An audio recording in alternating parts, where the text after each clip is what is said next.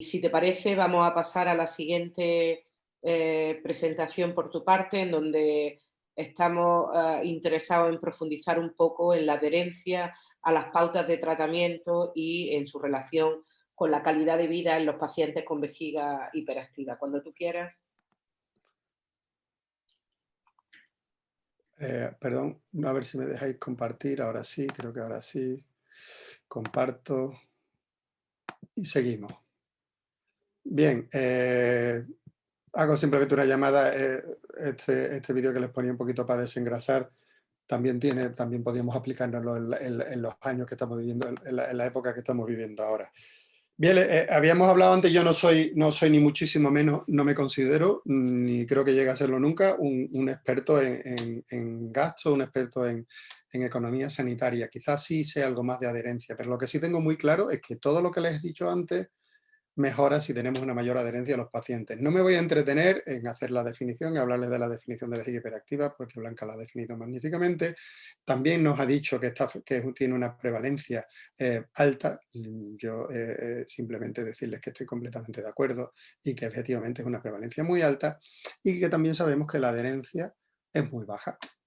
Los que nos dedicamos a este problema sabemos que los pacientes con el tiempo dejan de tomar el tratamiento y que la posibilidad de que al cabo del año más de un 30% esté con los pacientes era, hasta hace un poco tiempo, realmente baja. Miren, le pongo aquí una curva. Como bien ha dicho Blanca antes, nosotros tenemos dos tipos de tratamiento, los anticolinérgicos y el beta-adrenérgico. En el anticolinérgico, que son los que nosotros usábamos habitualmente, aquí, por ejemplo, les pongo solamente una línea, les pongo la tolterodina porque quiero que el ejemplo se vea más claro. Usábamos anticolinérgicos, el efecto adverso más frecuente de los anticolinérgicos es la boca seca. ¿Qué decíamos? Bueno, pues miren ustedes, nosotros prescribíamos a los pacientes una medicación y conforme iban pasando los días, el paciente dejaba de tomarse la medicación porque nosotros venían a vernos y nosotros, que somos unos tipos sesudos y unos tipos que pensaban mucho, decíamos, claro, es que si estos individuos tienen la boca seca, esto es un efecto adverso muy molesto y es un efecto adverso que hace que la gente no se tome los tratamientos y como además todos los anticolinérgicos lo hacen, pues esto es complicado. Después resulta que nos sacan una medicación, o sea, una medicación que es la línea roja, que es el beta-adrenérgico, que no seca la boca. No tiene como efecto adverso un efecto anticolinérgico porque no es un anticolinérgico. ¿Ven las curvas? ¿No les llama la atención la curva? Evidentemente hay una mayor adherencia, pero con el tiempo, la curva, fíjense que se parece a la curva del anticolinérgico. A ver, lo primero que me llama la atención cuando yo veo esto es que evidentemente hay una mayor adherencia que posiblemente con casi toda seguridad, haciendo lo mismo, somos los mismos profesionales y estamos haciendo lo mismo con los mismos pacientes, pues resulta que si damos un fármaco que tiene menos efectos adversos, como bien ha dicho Blanca, la adherencia es mayor, pero esta curva baja porque a lo mejor si seguimos haciendo lo mismo resulta que no conseguimos mejorar la adherencia. A lo mejor es momento que empecemos a preguntarnos esas cosas. Nosotros ya empezamos hace un poquito de tiempo. Dos detalles. La adherencia no es lo mismo que persistencia y no es lo mismo que el cumplimiento. La persistencia es que un paciente decide tomarse el tratamiento tal como se le ha prescrito.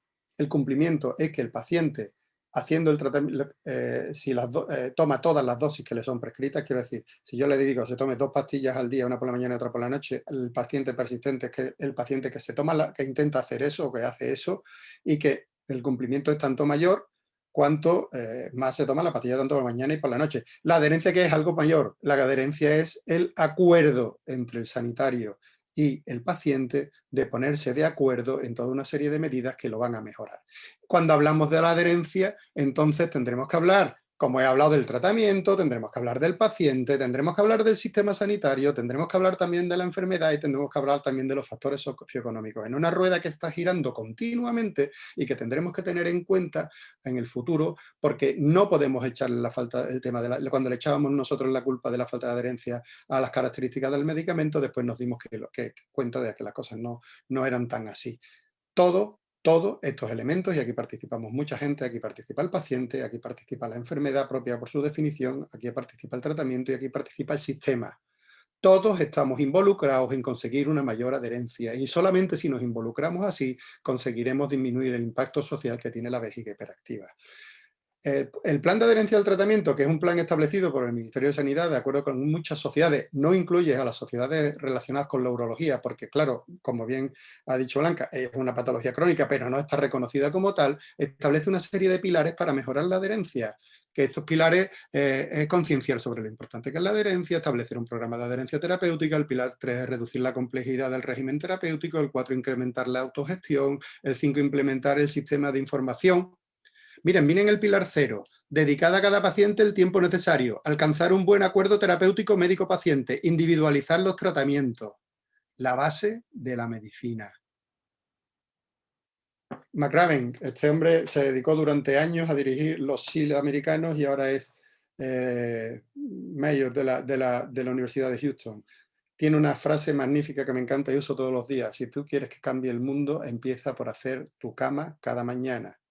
Un día podríamos hablar de esto, pero nosotros tenemos que empezar a hacer nuestra cama cada mañana. ¿Cómo? Mejorando el manejo que tenemos de la enfermedad, conociendo la patología y reconociéndola como crónica, empoderando a los pacientes que vienen a vernos y mejorando la calidad del tiempo que dedicamos, porque siempre hablamos de la cantidad, de la poca cantidad de tiempo que tenemos para nuestros pacientes, pero siendo eso cierto, porque no lo voy a negar, podíamos mejorar también la calidad del tiempo que le hacemos. Tendríamos que saber manejar, como bien ha dicho, y no bien decidir mucho aquí, como bien ha dicho Blanca, a nuestros pacientes con los diarios misionales. Tenemos que ir tenemos que evitar las subjetividades para tratar bien a nuestros pacientes. Nuestro sistema sanitario nos ofrece una herramienta tan eficaz como la receta 21, donde podemos ver si la adherencia se sigue o no se sigue, porque podemos ver perfectamente las dispensaciones. No nos tenemos que creer al paciente diciéndome que se toma las pastillas, sino que sé si ha ido a la farmacia o no ha ido a la farmacia a sacarla. Tendremos que saber del tratamiento en cuanto a eficacia, posología. No les voy a insistir mucho en esto, pero les voy a insistir solamente en una cosa que también ha dicho Blanca, en la que estoy totalmente de acuerdo. Lo importante son las intervenciones en el estilo de vida. ¿Por qué es importante? Porque son las primeras líneas de tratamiento y con la mano en el corazón. Muchas veces nos las saltamos, porque involucra al paciente con su problema. Mire usted, si usted quiere tener menos incontinencia, adelgace. Y porque nos muestra a nosotros, o deje de tomar cafeína, no, yo quiero seguir tomando el café que me tomo, pero además quiero que no se me escape. Pero mire, además es una cosa muy importante, muestra una magnífica relación necesidad-preocupación, que es una cosa muy importante con los pacientes en calidad de vida. ¿Cuánto le preocupa a usted la enfermedad? ¿Cuánto le preocupa a usted? ¿Cuánta siente la necesidad de tomar la medicación? Por lo que le preocupa la enfermedad, ¿cuánto le preocupa el efecto del tratamiento? Tenemos que esto empodera al paciente. Haga usted esto que tiene que hacer si lo quiere hacer, porque es usted el responsable de la enfermedad, de una enfermedad que, como bien sabemos y como bien ha dicho, es crónica, aunque realmente la OMS todavía no la reconoce como tal. Y que como crónica que es, nos obliga a que trabajemos urólogos, enfermeros, muy importantes, ginecólogos y especialistas de atención primaria, todos unidos.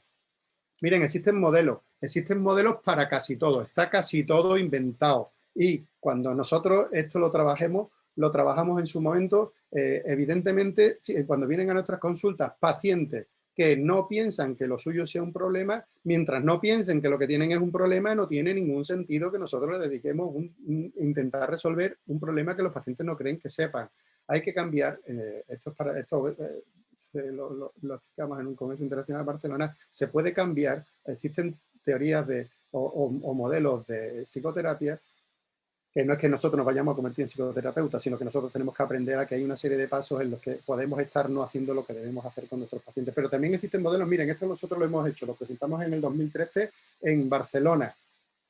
Cuando trabajan los médicos de atención primaria, los especialistas de atención primaria, miren, rellenan un 100% de los diarios misionales, que pensábamos que esto iba a ser imposible, y un 100% de los cuestionarios. Miren, ¿y por qué? Y son útiles para el diagnóstico. ¿Por qué? Porque pueden acceder mucho más fácil a un médico de atención primaria que a un urólogo. Lo pueden ver a los 2 días y cuando no se les ha rellenado bien, los pueden volver a rellenar y pueden prescribir, porque el diagnóstico de la incontinencia es un diagnóstico clínico. Y empoderemos. ¿Por qué? Miren, aprendamos que nosotros somos responsables de cómo aplicamos los cuidados. El responsable de cómo maneja la enfermedad y de la calidad de vida del paciente es el propio paciente. Y el abandono, cuando hablamos de patología de calidad de vida, es una posibilidad. Y miren, lo estamos viendo, y si eso ocurre, cuanta menos información tengan los pacientes, mejora si le damos un consejo adecuado y se le dedicamos el tiempo que necesite. No me quiero entender mucho. Hemos pasado de atender enfermos a atender personas. Ahí es donde tenemos que llegar. Por en medio hemos pasado a atender pacientes, a atender clientes, a atender usuarios, a atender pacientes. Una persona que viene a nosotros es todo eso, pero es sobre todo persona. Y cuando es sobre todo persona, tenemos que fomentar el autocuidado y la autoatención para mejorar esa adherencia. Miren, les voy a poner un ejemplo. En calidad de vida, imaginen que ustedes tienen una condición gravísima. Imagínense que en vez de tener una epidemia de COVID, tuviéramos una epidemia de ébola. Tendríamos una preocupación por la enfermedad, no les cuento cuál. Aquí también hay una preocupación por las medidas, de hecho tenemos los problemas que tenemos y cuando ponemos un tratamiento, evidentemente, perdón por la falta, cuando tenemos, por ejemplo, pusiéramos un tratamiento e indicásemos una serie de medidas para prevenir o para evitar que se transmitiera una epidemia como el ébola, les puedo asegurar que la haría todo el mundo, que lo haría todo el mundo y el que no lo haría, o sea, porque no podría. ¿Qué ocurre? Que aquí nosotros cuando tenemos una preocupación por un tratamiento de calidad de vida, tenemos una patología, una pandemia de un virus que no es así, no es el ébola, resulta que existe, como nos estamos encontrando, personas que no se adhieren de manera intencional al tratamiento. Me pasa la consulta continuamente, yo vengo, tengo un escape, yo quiero saber si esto es un cáncer. No, no es un cáncer, pues todo yo no quiero hacer nada más. Y existe la posibilidad del abandono. Todo esto es muy importante y aunque le estoy hablando muy deprisa, todo esto es muy importante cuando hablemos de adherencia. Por lo tanto, para mejorar todo eso, resulta que ahora aparecen una serie de necesidades de formación para todos nosotros los sanitarios. Porque miren, las 10 habilidades para triunfar este año, fíjense, pues saber aprender a resolver problemas complejos, tener un pensamiento crítico, creatividad, saber manejarnos con las personas o trabajar con equipos, coordinarnos con otros, inteligencia emocional.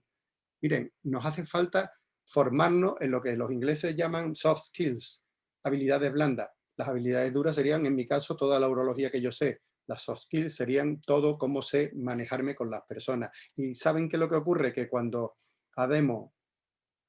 queremos haber una decisión compartida con nuestros pacientes, estas habilidades son críticas, saber haberlas desarrollado. Termino. La vejiga hiperactiva es una patología prevalente infradiagnosticada. A menudo los pacientes tardan en consultar, claro que sí. La incontinencia en general es cara, sobre todo si no se trata, ya se los dije antes, debe ser abordada desde un enfoque interdisciplinar.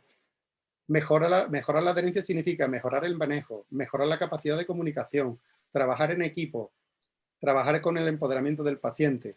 Miren, cuando hablamos de expectativas, y se nos duele la boca de hablar de expectativas, ¿sabe cómo se define la expectativa en el diario, en el diccionario de la academia? Una acepción es esperanza y otra acepción es posibilidad. Tenemos que conseguir aunar la esperanza que trae el paciente cuando nos viene a vernos a nosotros con las posibilidades que podemos ofrecerles terapéuticas que nos ha comentado Blanca. Y ahora, miren, yo esto cuando lo escribí, estas diapositivas, y ya les confieso que ya termino, de verdad, se lo juro, hablábamos de contexto post-COVID. Pues resulta que no estábamos hablando del contexto post-COVID. Ahora estamos hablando del contexto COVID. No hay acceso a los pacientes y los nuestros, los pacientes que nos ven a nosotros, son los primeros que se caen de las listas.